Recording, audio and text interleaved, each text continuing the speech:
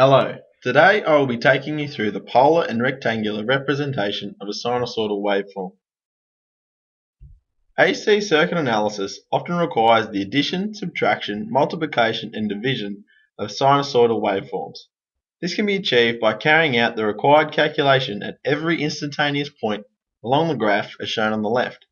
However, this is very tedious. To simplify the analysis, the waveforms can be treated as two-dimensional vectors called phasors. These allow simpler addition, subtraction, multiplication and division using complex numbers. The example on the right shows the phasor addition of two waveforms to produce a third waveform. Converting from the general equation of a sinusoidal signal to the polar form of the phasor is simple. The amplitude of the wave is divided by √2 to give the RMS value. This becomes the magnitude of the phasor. The phase angle of the waveform becomes the angle of the phasor. The first example shows the formulas.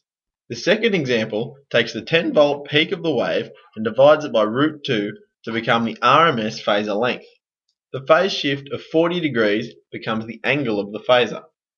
Polar form is ideal for the multiplication and division of phasors.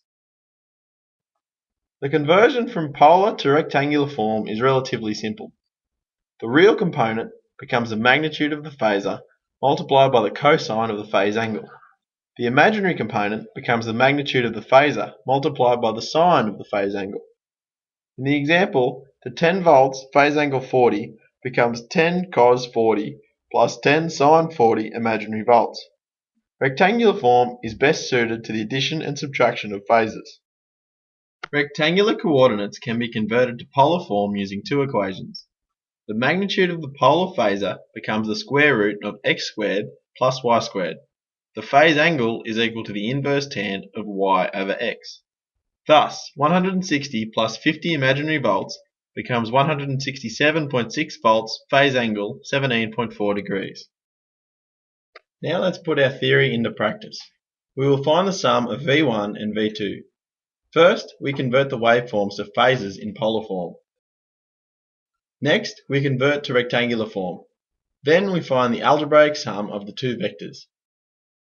The new phasor is then converted back to polar form. We can now convert to the general equation of the waveform. Note that the frequency has not changed throughout this process. Therefore, the resultant wave of V1 plus V2 equals 77.43 sine 377t plus 41.17 degrees.